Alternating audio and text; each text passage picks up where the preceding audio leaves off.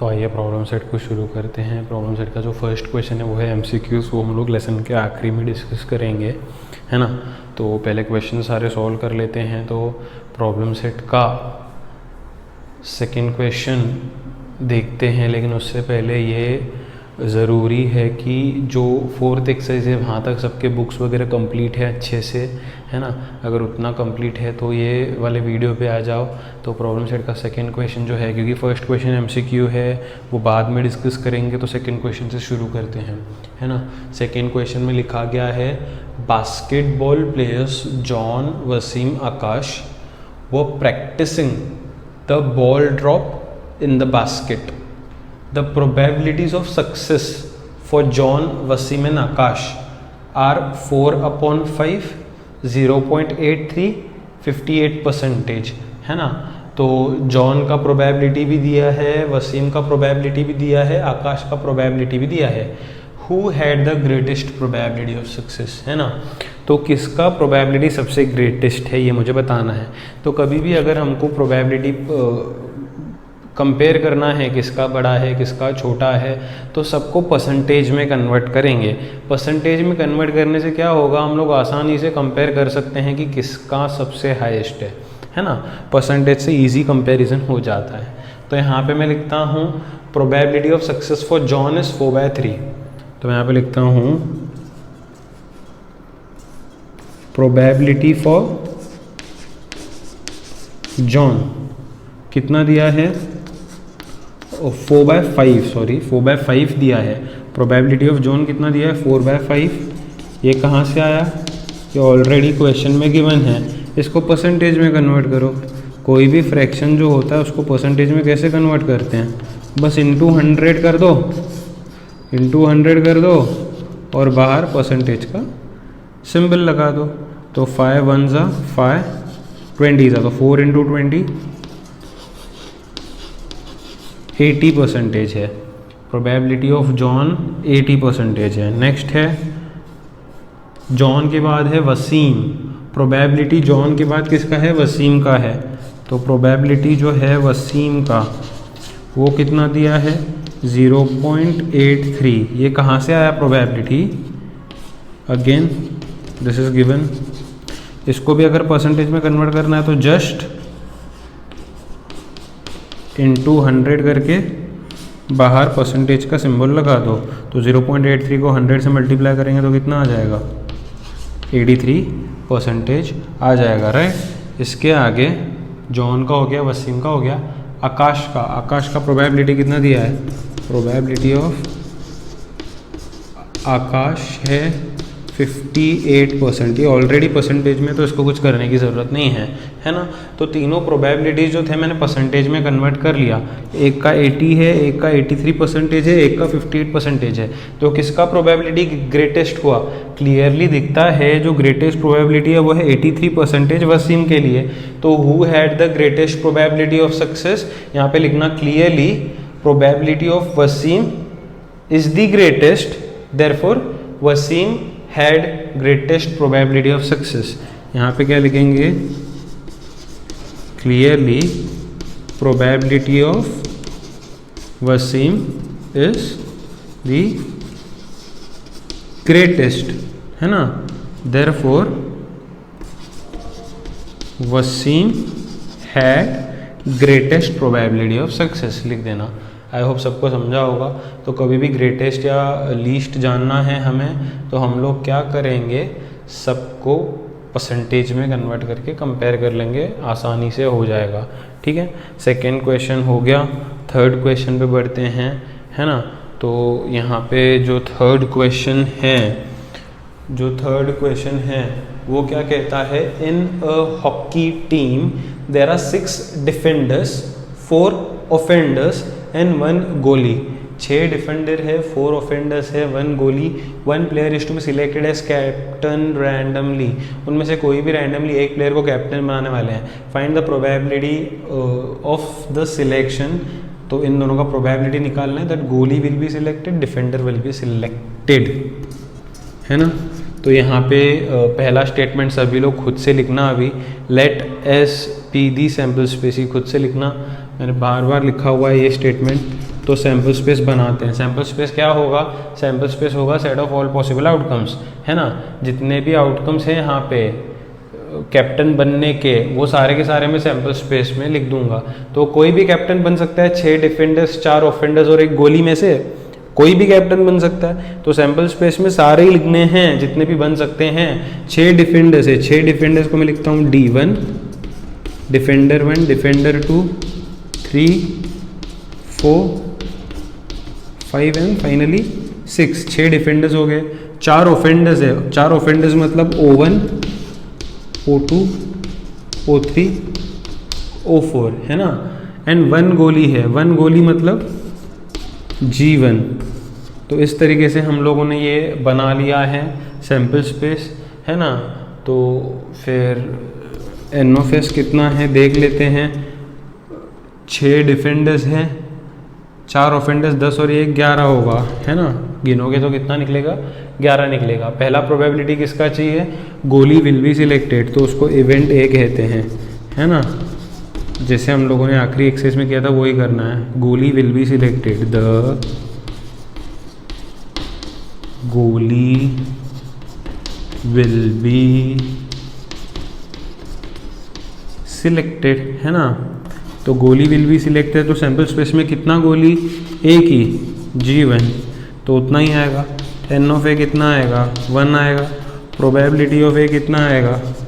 N of A upon N of S. N of A तो 1 है, N of S कितना है? 11 है। तो इस तरीके से हो जाएगा। उसके बाद a defender will be selected, event B, ये लिखना डिफेंडर विल बी सिलेक्टेड। ये जो है इधर एज इट इज उतारना, डिफेंडर विल बी सिलेक्टेड। तो जितने भी डिफेंडर्स हैं सैम्पल स्पेस में उतारो यहाँ पे बी में, है ना। डिफेंडर मतलब D1 से लेके D6 तक, है ना। D1, D2, D3, D4, D5, D6, है ना। यहाँ पे कर लेते हैं। तो एन ऑफ बी जो है वो कितना है? 6 है। मुझे प्रोबेबिलिटी ऑफ बी चाहिए जो कि होगा N of B upon N of S. N of B तो 6 आया, एन ऑफ एस तो 11 आया। तो probability that defender will be selected as captain is 6/11। Statement में आंसर इवेंट ए का और इवेंट बी का लिख देना। तो इस तरीके से दोनों सिंपल क्वेश्चंस कंप्लीट हुए। पॉज करके फटाफट नोट कर लो।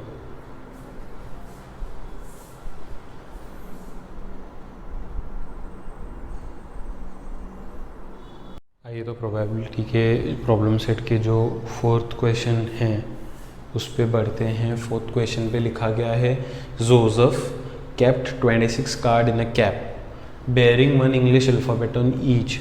तो उसके पास 26 कार्ड थे और हर एक कार्ड पे एक इंग्लिश अल्फ़ाबेट था, ABCDEF। अकॉर्डिंगली ऐसे 26 कार्ड्स एक कैप में थे। 1 card is drawn at random, cap में से कोई भी एक कार्ड निकाल रहे हैं बाहर। Find the probability that card drawn is vowel. तो वोवल आने का कितना चांस होगा? अगर हम लोग बाहर निकालेंगे किसी भी कार्ड को तो उसका प्रोबेबिलिटी वोवल आने का कितना होगा, मतलब प्रोबेबिलिटी मतलब कितना चांस होगा वोवल आने का, राइट। तो सबसे पहले मैं लिखता हूँ यहाँ पे let S be the sample space. S क्या लिखा है हमने? सैम्पल स्पेस लिखा है। अभी यहाँ पे एक चीज़ समझो, सैम्पल स्पेस यहाँ पे क्या होगा? 26 कार्ड्स होंगे ना। सैम्पल स्पेस मतलब क्या?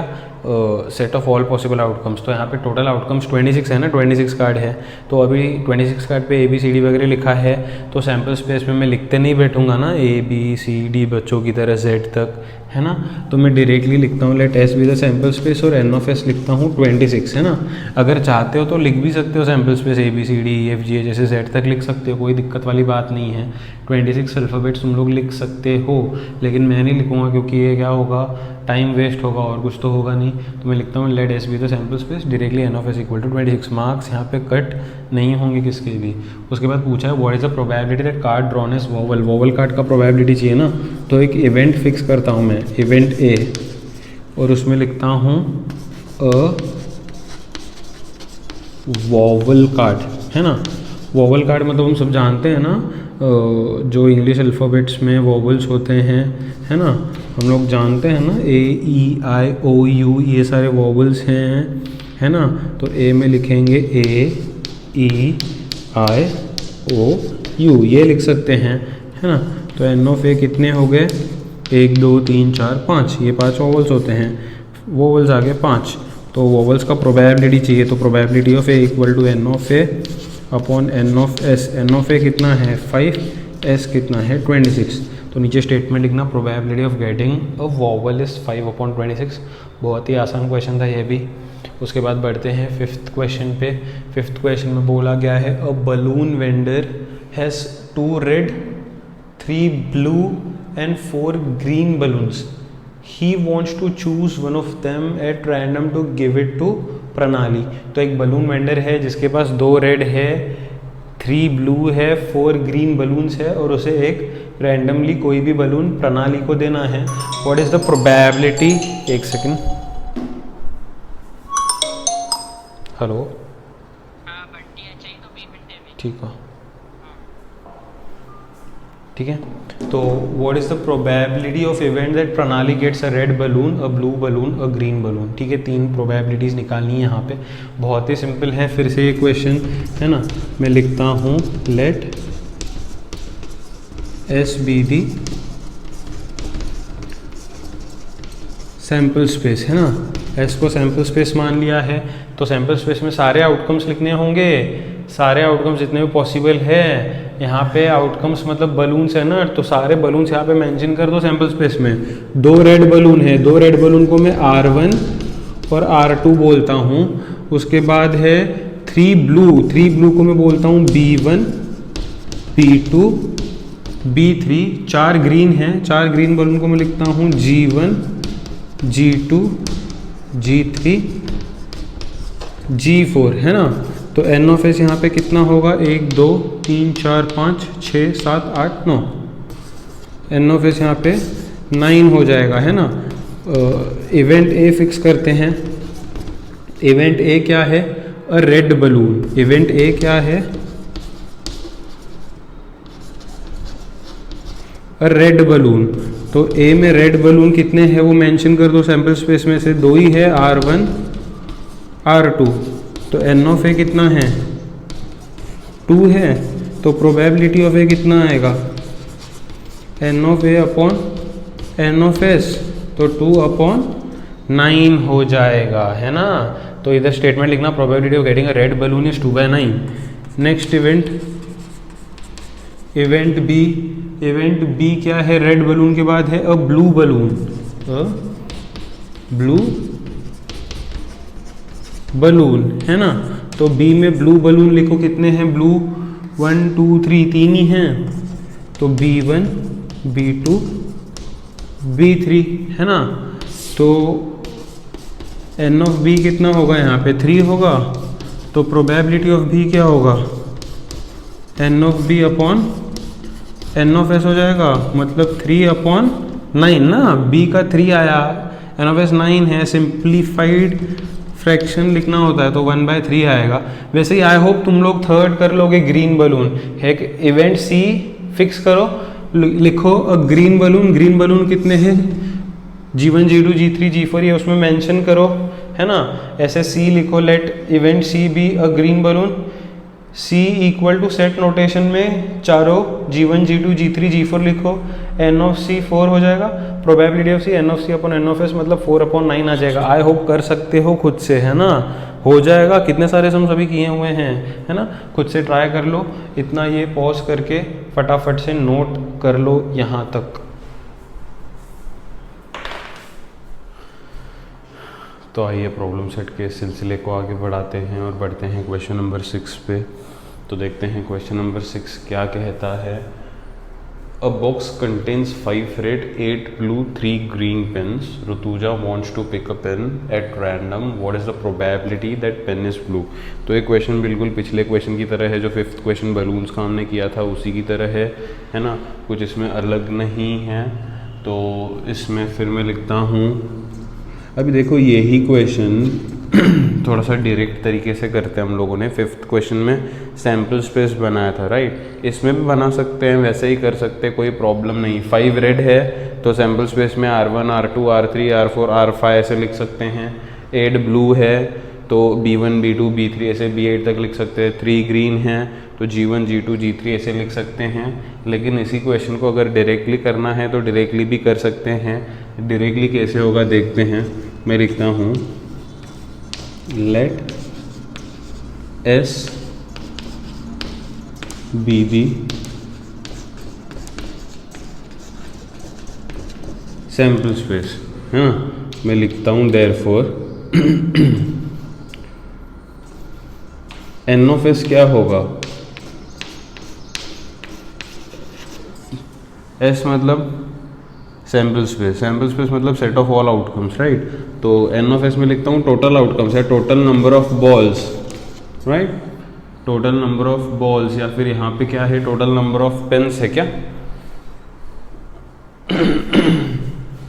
पेन्स है यहाँ पे, तो यहाँ पे पेन्स लिख देते हैं।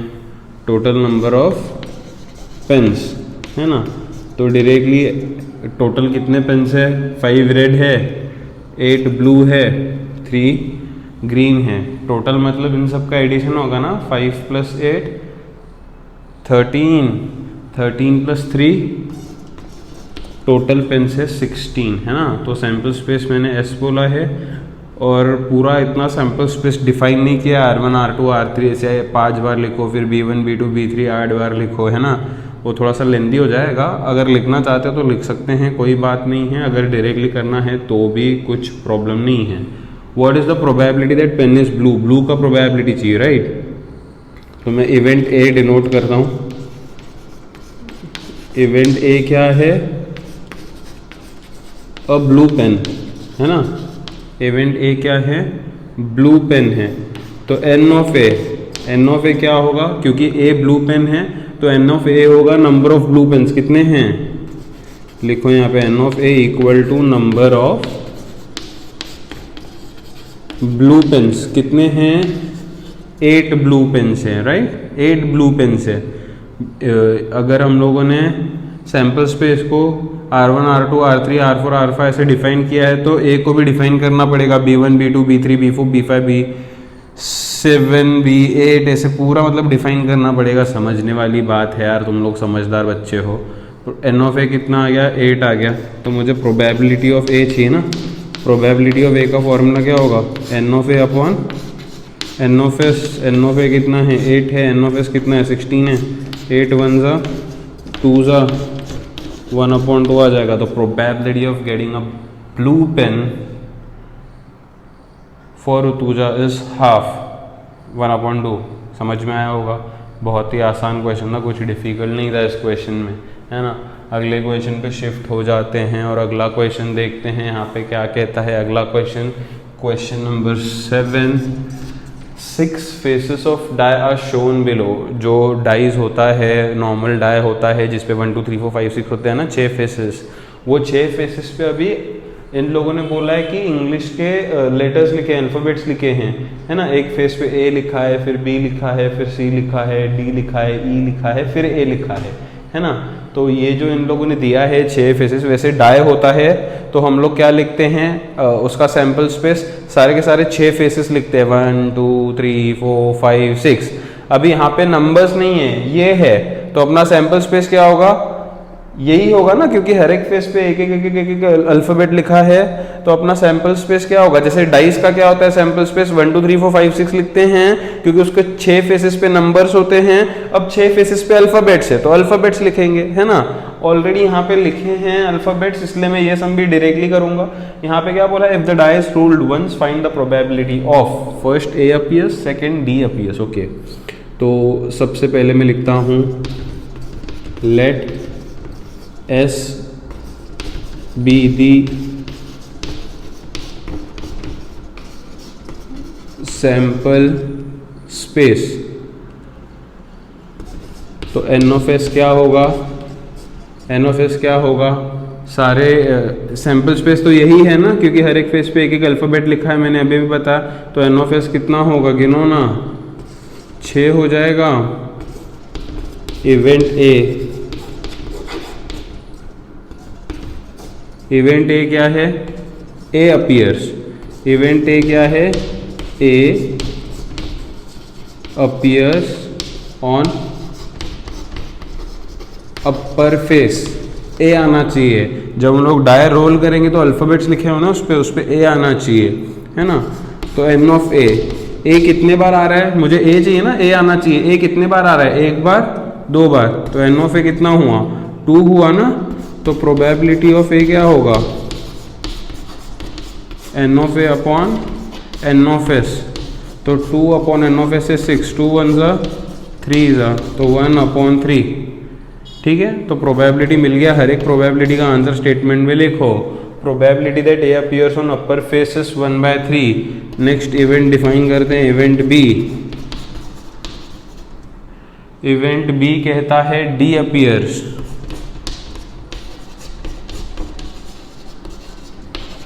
ऑन अपर फेस, है ना। D appears on upper face है, तो ये इवेंट बी है। वो कहता है कि डी आना चाहिए। ठीक है, डायरेक्टली एन ऑफ बी लिखेंगे हम लोग यहाँ पे भी। ठीक है, डी आना चाहिए। तो ऊपर सैंपल स्पेस में देखो डी कितने बार ही आ रहा है, बस एक ही बार आ रहा है, तो एन ऑफ बी 1 होगा, राइट। तो प्रोबेबिलिटी ऑफ बी का फॉर्मूला क्या होगा, N of B upon N of S, मतलब 1/6। आई होप ये भी समझा होगा। यहाँ पे 6 फेसेस पे 6 अलग अलग अल्फ़ाबेट्स लिखे गए हैं, है ना। जैसे डाइस होता है तो उस पर 1 2 3 4 5 6 होता है, तो यहाँ पे A B C D E ए है, तो वही अपना सैम्पल स्पेस होगा, इसलिए मैंने एन ऑफ एस डायरेक्टली 6 लिखा। इन लोगों को ए अपीयर्स चाहिए था, तो ए 2 बार अपीयर करता है, तो 2 लिखा और उसका प्रोबेबिलिटी निकाला। उसके बाद अगली बार चाहिए था डी अपीयर्स, तो डी एक ही बार आता है, उसका प्रोबेबिलिटी निकाला। आई होप दोनों क्वेश्चन समझे होंगे, फटाफट नोट कर लो।